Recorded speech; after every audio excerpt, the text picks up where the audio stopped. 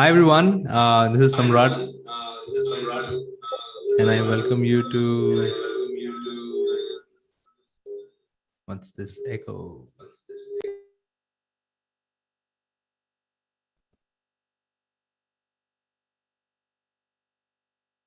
Does somebody have YouTube unmuted?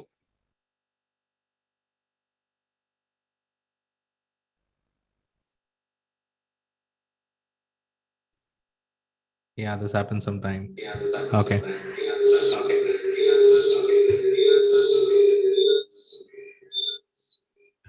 You're getting a lot of feedback, right?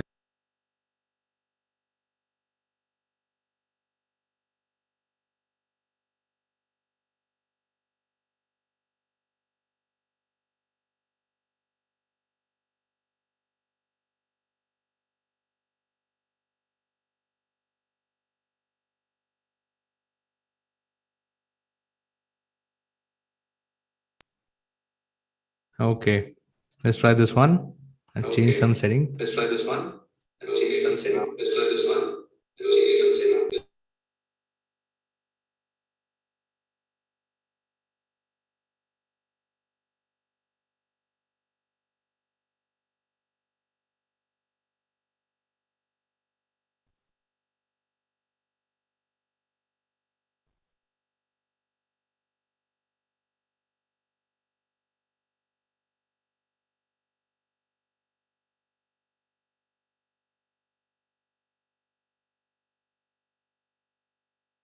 Okay, trying this once again.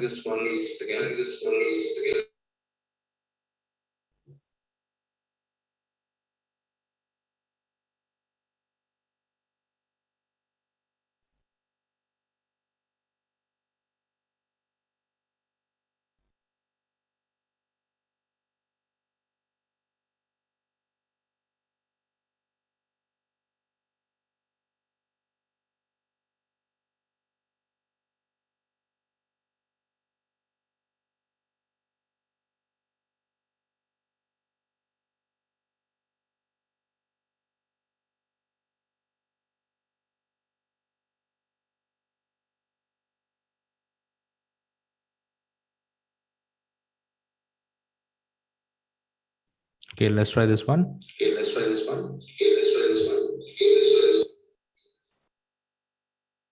I wish Sonal was here.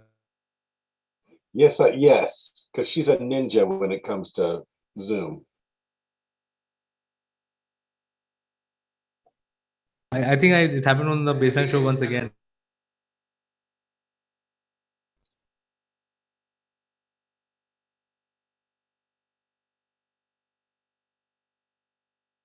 Mark, can you come into Restream, please? Into what?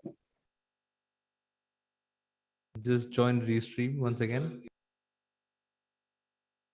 The old link?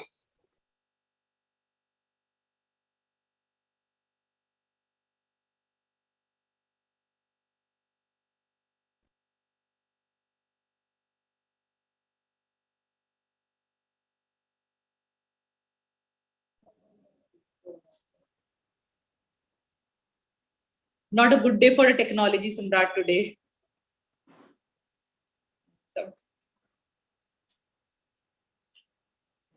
So are the audience waiting, Samrat, right now?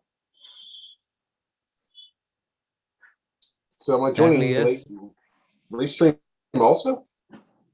Sadly, yes. Okay.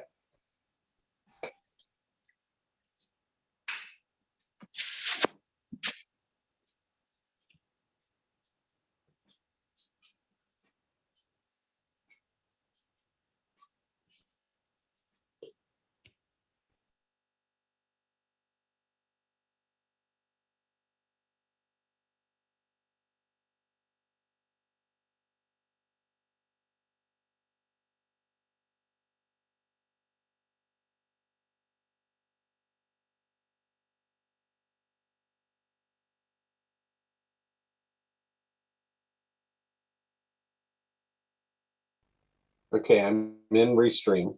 I can't use the camera on both.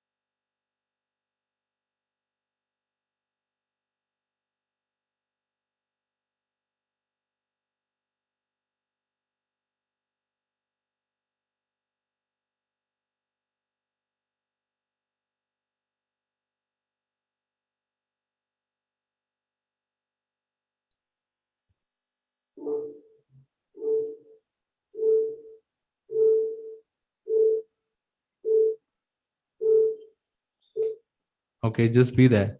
Okay. How's this looking? Can you all hear me? YouTube. Can we do a sound check on YouTube? How's this looking? Perfect. Do we need to mute in one? Okay, we are now fine. Looks like we're now fine. Awesome. So for those of you who may have watched some technology drama today, it's a platform which you're trying to sync up. Trying to do this with 3 platforms at a time. But we get requests from all platforms. Our communities are full of people who, some of them are active on Telegram, Twitter, LinkedIn. So we are doing this live today with Aparna and Ash.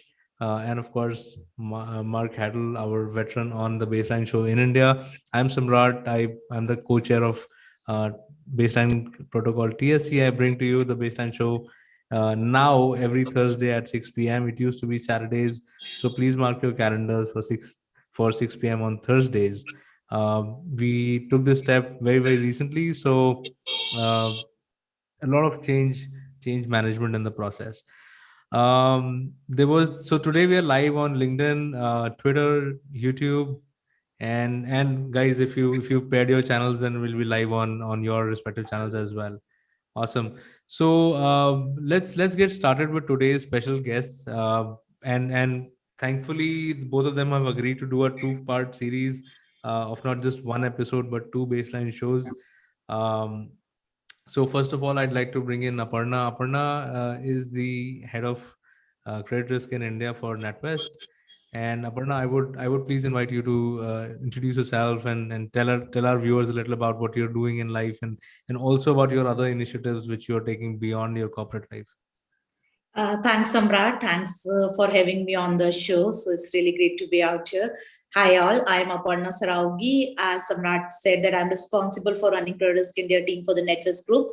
Besides that, I'm very, very passionate about women entrepreneurship and empowerment. So I co-founded an organization called V, which was supported by IIT Delhi and Government of India. And in that capacity, we have worked with the women entrepreneurs across the globe and have tried our effort to make the chain of women entrepreneurs who stand and support by each other and use the data technology to make this world more sustainable. Recently, I've started a new initiative called IN Square, which stands for Inclusive Innovation in New Normal. So as we know, the new normal has put us in a lot of threats, but a lot of opportunities also. We want to take this opportunity to create more inclusive world, more innovative world, and more sustainable world. So here we are driving the various initiatives like Build Back Better with Women, where we are celebrating women in ESG and using data to bring together communities across the globe and create sustainable solutions. So that's briefly about me. Over to you, Samrat. Awesome. Thank you, Aparna. This is very inspiring what you're doing. You already have a very cushy, I would say, corporate job. You still stepped outside of that, and you're doing so much for the community. Thank you so much, Aparna. With that, I move on to Ash Mohammed. He joins us from the UK. Ash, please introduce yourself to our audience and tell us a little more about what you do in your corporate as well as outside of your corporate life.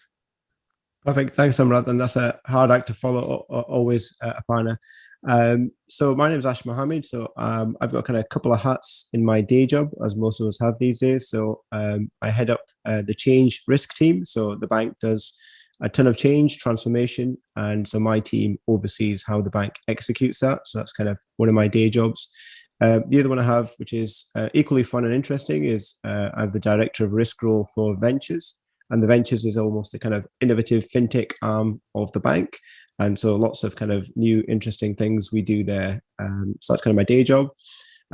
Outside of work, similar to Aparna, kind of number of passions. Equity and equality is something that's always been important to me. Growing up in Bradford and being a first generation born in the UK and having immigrant parents. So I'm the chair of a charity that's a national charity that looks after and supports homelessness and food poverty. And just to give you a sense of how big a challenge it is in the UK, just during COVID, we've delivered 8 million meals. So it's still a massive challenge. And it also deals with homelessness. And another charity I'm on the board of is social enterprises. So how we kind of build social enterprises and give people opportunities. And lastly, I'm the lead for risk for diversity, equity, and inclusion, and it's how we drive that agenda in the corporate bank, as well as other things. So that's a little bit about me, Samrat. Awesome. That's amazing, Ash and Aparna. So, Mark, you have any initial thoughts about the choice of guests for today's show? No, I think it's great. I mean, it says risk has been probably one of the last thought of elements whenever you're starting to measure out and start a project. And I think it's to everyone's peril because it's one of those that where you haven't really done enough of the walking entirely around the entire process and environment to say, hey, what could go wrong and how do conditions change and how does one work step does it have ripple effects to anything downstream? And that just seems there's no glance. Think about risk, when they're starting a project, which Awesome. is so counterintuitive. Yeah. And once again, I'd like to remind the viewers of the show, if you're watching us today or you're watching us on YouTube later on, please do visit baseline-protocol.org. That's our website. It's a new and improved website we recently launched.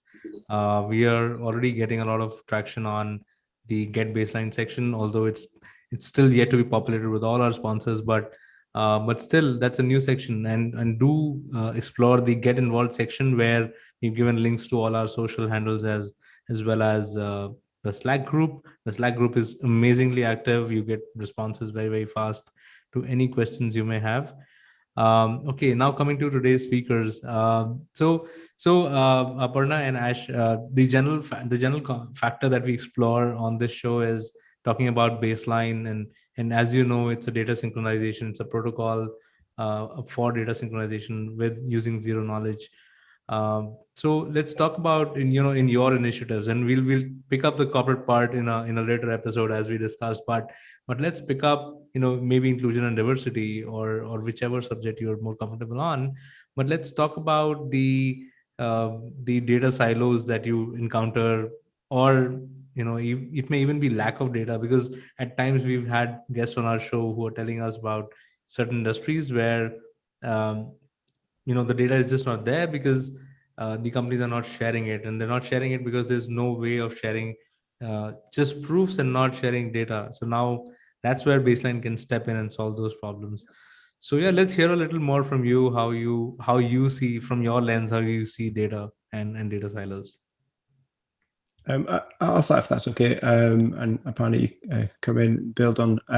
So I think I had a famous quote which it says, if it's not measurable, it's not going to happen, and it's something our CEO Alison says quite a lot. So I think you're spot on, Samrat, in a lot of what you've said there, which is data's a big concern or a gap, certainly when you look at diversity, equity, and inclusion.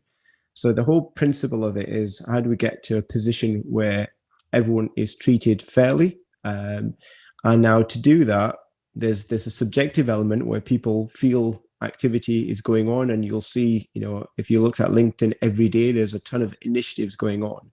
But actually, how do you measure the impact of that? And if you look at a lot of the targets that are set, and certainly in the UK, and I don't know how that's reflected in other parts of the world, but in the UK and certainly the corporate world, you have targets around X% for gender and X% for minority and ethnic groups, but they tend to be really broad, generic targets, really woolly, i.e. CEO 5 and above, which makes it kind of difficult to track. And a lot of the work we've kind of done says, if you think about career progression, you think about equity in a corporate world, there's probably 3 different barrier points. First is through the interview process. So, do you even get through the interview process? Now, if you think about the data points we'd like to measure what was the mix of people who applied right at the beginning from CVs. What was then the assessment of those CVs? Who assessed them? What was the bias in that assessment? Which CVs got through, which got interviewed, which got shortlisted, and who got the job? Now, that would be a brilliant data set to have. The danger is, none of that is available. You tend to see the data at the end of that chain, which is who got the job. Yeah. And everything through that is kind of lost, and you're almost having to trust that the process was fair. And lots of effort gets put in to try and make that process fair, but it's not measurable. So that's kind of point one. The second bit is then, you look at the organization itself, then when you look at most organizations.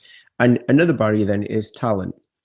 And, you go to any kind of big bank, financial industry, any big corporate in the world and say, right, what does your talent pool look like? And it's siloed. Each department, function, business will all have a list of its talent, all through subjective lenses, because if I asked everyone on this call, what's your definition of talent? We will all have different definitions of talent. Agreed. What does that mean? Does that mean you progress within 1 year, 6 years? God knows. So again, another subjective data point, which then says, how do you then know what your pipeline is? Because if you don't know your talent, you don't know your pipeline, and you don't know if you have an issue that's going to last 5 years, 10 years, or 50 years, because you don't have the data points. So that's kind of the second one. Your final one, as you kind of progress up the kind of career ladder, is succession planning. If you look at most organizations at, CEO -1 level, you would expect a succession plan. Do you see that succession plan throughout the organization? No, we don't. Is there any data available around the diversity split of that? No, there isn't. So again, you kind of find it then very difficult to action where the pinch points are. And if you're then going to introduce an initiative, which might be, we were going to make recruitment fairer, well, how do you measure that it's actually making an impact? Because all you can measure is that end bit. Same goes for, talent or progression. And there's an expectation or aspiration to say, I want our CEO -1, -2 to be diverse. But actually, we've got very little data to do that. And the kind of, the analogy is, you're going into a new business venture with no data, no idea which products are going to sell, no idea which market is the best market to go, what your customer base looks like, but you're going to go in full, all guns blazing and put lots of effort in. And that's kind of where we are with diversity and equity inclusion. Lots of energy, lots of kind of empowerment, but no data to measure it. So that's kind of the challenge we face in this space. No, that's very well received, Ash. I think you pointed to some pertinent issues. In fact, there have been initiatives which I've also been part of around inclusion and diversity, and I believe that a lot of these initiatives get limited or restricted by the availability of data or the intent of the people behind it, or even the exposure. So you mentioned 2 data points which are presently not available, but there may be tons of others as well. We could derive coefficients out of it, and that's the sort of stuff which baselining could come in very handy to do. And that's something which we were discussing on our prep call, right? Where how could companies share candidate data, for example? How are they evaluating it? How many people applied? Also geographical, demographics, etc. So So yeah, I think that's a beautiful thought. Aparna, I'd like to bring you in here, and because you're actively involved with a lot of startups as well, startup communities as well, and you're also running great initiatives for women entrepreneurs. So what are your thoughts around what Ash just mentioned? So completely agree with you, with Ash. And I'll just start with, so around 5-6 years back when we started, that's exactly the point where we started. We didn't have the data. Only thing what we knew at that time was that across the globe, only 15-20% startups are founded by women. That's the only data available, right? And we wanted to solve that problem. And how do we solve that? And so we took a very data-driven approach. We came up with very specific questionnaires, and so that qualitative and quantitative. We discussed that thing with the women in village, women across the globe who are entrepreneur at different part of the trajectory, different sectors. And then certain themes started coming out of that data when we were talking to them, the qualitative and quantitative analysis we were doing across. The themes were like, okay, at this point of time, woman wants to take a leave. She wants to be economic empowered, right? That was a very strong theme which was coming from the questionnaire we were asking. And I think ours was one of the first survey in which we presented to IIT and other institute, and that's how it got up. The second thing which was coming up, and that's very strange, right? Even a woman in a village and women they were feeling that the system, the ecosystem is more of a male dominated, and they have to really go extra mile to prove themselves. And that was acting as because entrepreneurship, as we know, is itself is a tough journey. And then you go completely male dominated ecosystem.